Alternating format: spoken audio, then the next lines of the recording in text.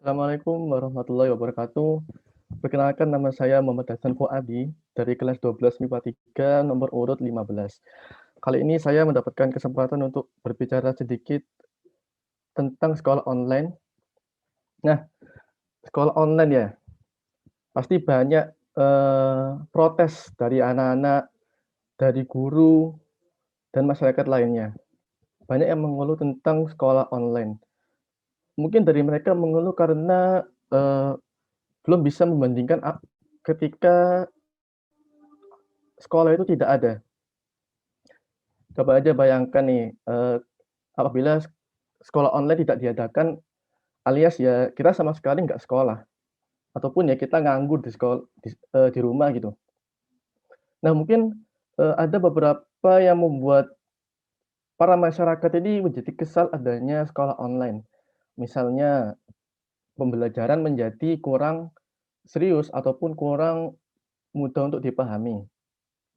Adapun lagi, siswa menjadi lebih malas.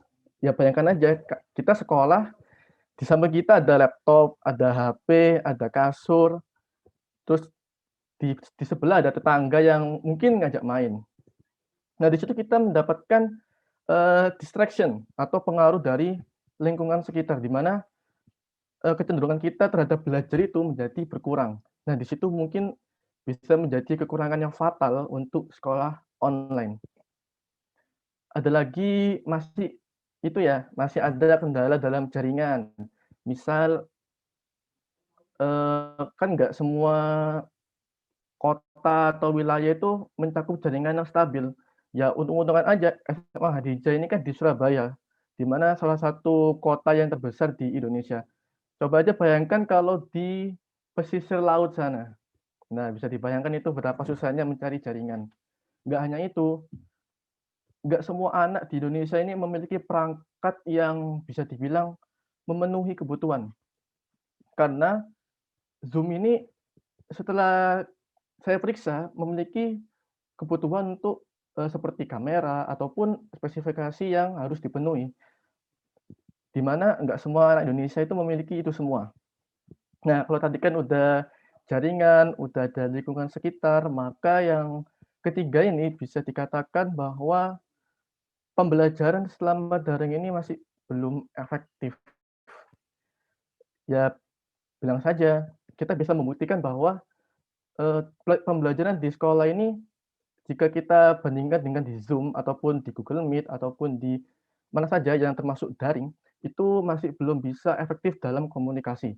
Masih terdapat putus-putus ataupun, malasnya siswa yang ingin bertanya.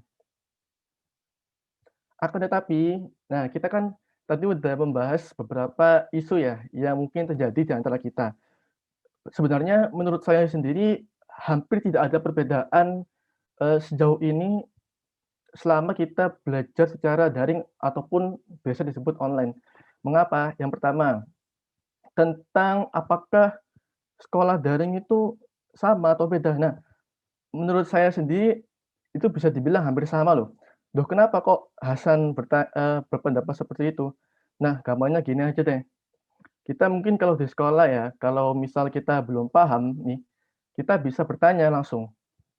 Nah, apakah di daring itu nggak bisa bertanya? Tentu bisa. Kita bisa langsung menelpon guru yang sesuai mapel pembelajaran.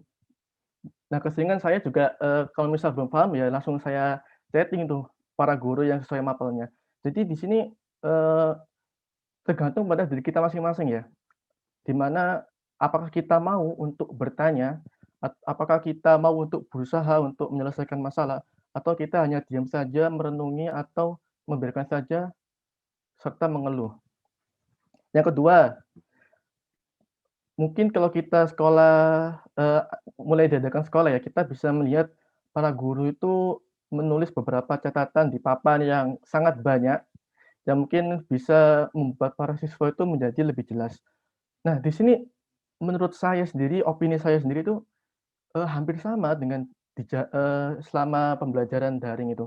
Loh kok bisa? Ya gimana nggak bisa, para guru udah menyiapkan PPT di mana kita bisa belajar sendiri di rumah. Dan kalau kita belum paham pun kita dipersilakan untuk bertanya, bukan untuk diam. Ditambah lagi kita memiliki waktu yang senggang untuk membuka portal-portal seperti web ataupun yang sering saya buka yaitu YouTube untuk, menambah wawasan sendiri. Jadi kita, di rumah ini lebih memiliki banyak waktu dibandingkan, di sekolah ya. Yang ketiga, lanjut lagi karena kita memiliki waktu yang lebih senggang daripada di sekolah, otomatis kita bisa mengatur waktu untuk kegiatan yang lainnya. Kalau misal kita di sekolah nih pulangnya jam 4 ya, belum lagi itu nanti les sampai isya. Nah, di rumah kita bisa, menyelesaikan tugas-tugas yang terlebih dahulu, memiliki deadline yang cepat, lalu kita, menggunakan waktu yang tersisa itu untuk menggunakan atau memanfaatkan kegiatan yang lainnya. Jadi di sini kita bisa memanfaatkan waktu yang lebih untuk sesuatu yang lebih bermanfaat.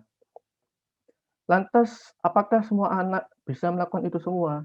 Nah, mungkin di sini dibutuhkan peran guru ataupun peran dari orang tua sendiri untuk meyakinkan kepada anak-anaknya bahwa sebenarnya kita ini sudah beranjak ke teknologi yang lebih modern, di mana menurut saya nanti yang namanya sekolah secara fisik ya, secara aktual lewat harus datang ke sekolah itu nanti akan ditiadakan, di mana kita nanti akan seperti ini, menggunakan sebuah platform yang kemungkinan nanti akan lebih baru, akan lebih canggih, akan lebih bermanfaat tentunya. Dan itu tentu tidak gampang, masih diperlukan sebuah adaptasi antara masyarakat, antara pemerintah, antara para guru, dan antara pengembang teknologi atau developer-nya. Jadi, balik lagi kepada diri masing-masing, apakah kita bisa melakukan itu semua? Apakah kita mau untuk semakin maju atau kita hanya mengikuti zaman yang seperti dahulu yang, ya kita nggak ikutan berkembang seperti itu. Maka kita bisa ambil tarik kesimpulan bahwa sebenarnya sekolah, daring ataupun sekolah masuk seperti biasanya itu hampir tidak ada perbedaan selama kita mau berjuang untuk menjadi lebih baik. Sekian dari saya, terima kasih, mohon maaf apabila ada kekurangan. Wassalamualaikum warahmatullahi wabarakatuh.